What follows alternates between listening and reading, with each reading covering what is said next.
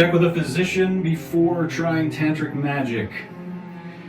May cause drowsiness, may cause blurred vision, do not operate heavy machinery, blah, blah, blah. All right. First, half a bottle of crow's blood.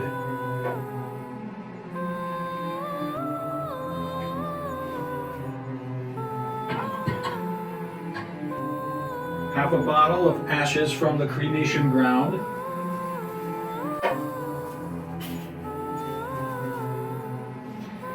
And 1 dram of swamp water. How much is a dram?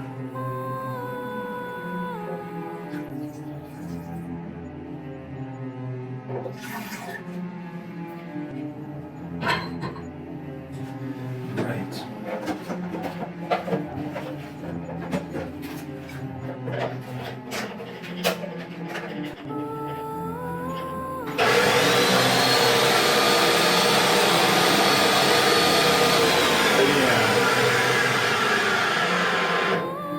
Looking good.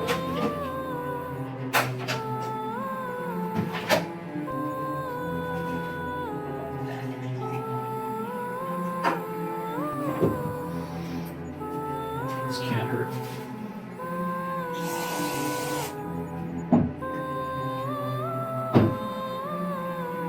What are you doing? Oh, I was just doing some tantric magic. My smartphone died, and I have this new smartphone, so I was going to transfer the soul of the old phone into the new phone, like in the movie. Well, you know there's an app for that, right? There is? And what did I tell you about doing tantric magic in the house? Take it outside and clean up this mess. It's time to shoot the review. Okay, will do. You can leave now.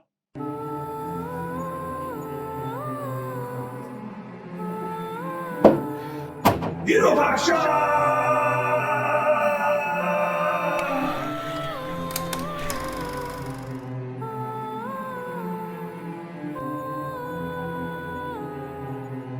Hi everyone, welcome to the Halloween edition of the Jeff and Ishan show, here from our foggy, creepy dining room. Ishan, what are we talking about today? We're talking about Virupaksha. It is another name for Lord Shiva, and it means formless eyes, which is very important because eyes play a big role in the movie.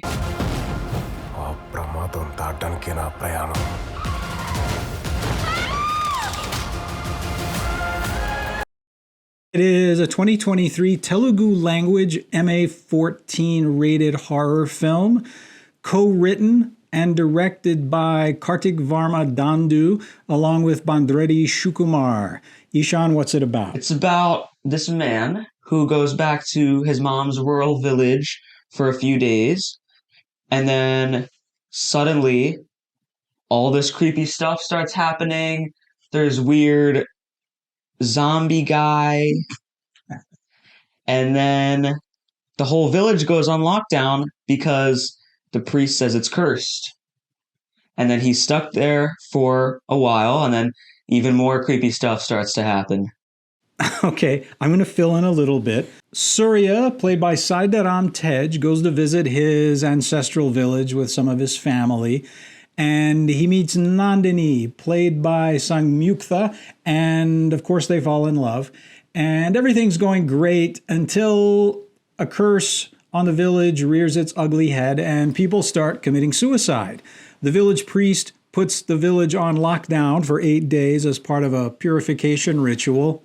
No one's allowed in or out of the village. And he gets help from the village doctor and a sadhu, or agura, who is an ascetic Hindu monk with a very shocking presence who has spiritual superpowers, and he comes to help also. Yeah, and the whole time there's a big romantic story behind it. Surya falls in love with a girl from the village, Nandini, and this whole part of the story too that's really important is him trying to win her over.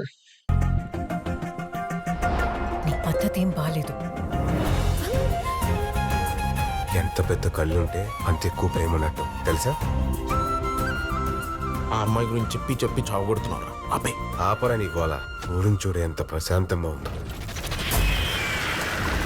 Yeah, I think you hit it right when you said it was a whole big romantic subplot. I think it's a little too big. It takes a little too much time for a horror film. At first, I thought it was an annoying add-on, this romantic subplot, but it does indeed tie in directly to what's going on.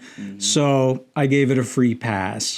Yeah, I feel like kind of you started to say that there was kind of a little bit of a clash of genres there where there was this really dark, spooky stuff happening, and then suddenly some character breaks into song.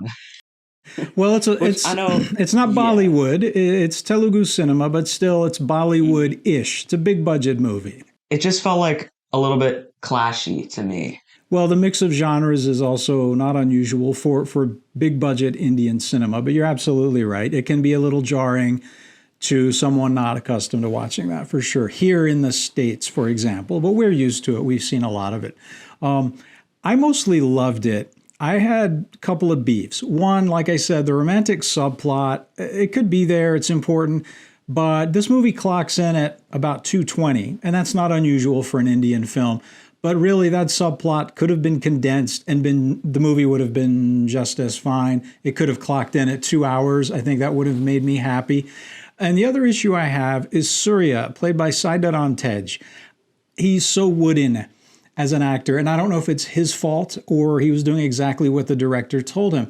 But as things get worse and worse in this horror movie, he gets more and more stoic and almost like he runs around fighting off villagers and a supernatural villain who want to kill him all the time. He's almost like James Bond. And I think it would have been a lot more terrifying if he had been terrified while doing these things instead of kind of going into action hero mode in the second half of the movie. It didn't make me not like the movie, but it's something that I didn't love about it. How about you? What's your take on it? Yeah, I think overall I liked it a lot too. It was cool. I haven't really seen many Indian horror movies. And yeah, I thought it was really cool that they tied religion into it. Yeah, I agree with that. It's got about what you said about religion, because I love that Surya, the protagonist, has science and spirituality on his team. He's got the village doctor and the sadhu helping him out. And that winds up being thematically relevant as well. Yeah, and one really cool thing about this was I noticed, or re-noticed, when one character in some flashbacks is played as like a younger teenage boy, and that actor is actually Harsh Roshan. Yes! Who, this movie was made before Court, that we reviewed a few reviews ago, but he plays that character. He plays the main character in Court, and he plays this character, so that was really cool. Awesome. That was a really cool discovery for us, and he made it. And he said, hey, it's the guy from Court, State versus a Nobody. And I said, no, it's not. Yes, it is. We had to reach back a couple of years to find Virupaksha. We wanted to review a horror film. The most recent Indian horror films are in rated R territory. So we reached back to 2023 for this. But earlier this year, we reviewed Court, State versus a Nobody from 2025. So that was a very cool, fun little discovery for us as we watched Virupaksha. Yeah, he might be one of my new favorite Indian actors. Yeah. And how many stars do you give this movie? Oh, this is really hard. Pressure's on. You might have to give it a 5. Really? Well, that's that. Can I keep just inching closer to not 5? If you saw our last review, 4.8. we had quite a contentious discussion about rating something 5. And I'm shocked after last time you were adamant that you can't rate anything 5 because there might be something better coming around the corner. So you're giving it a 5. That means you really love this movie. That's cool. Yeah. I'm going with 4. Just for those reasons. The romantic subplot was a little long. I don't want to pretend that I was okay with that and tell you that it's fine. I didn't think it was fine.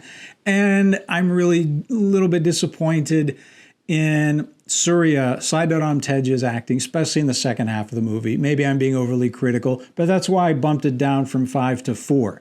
But I'm glad to hear you say it's a 5, because I do think if you're looking for another spooky horror film to add to your Halloween must-watch list every year, this definitely is worth checking out.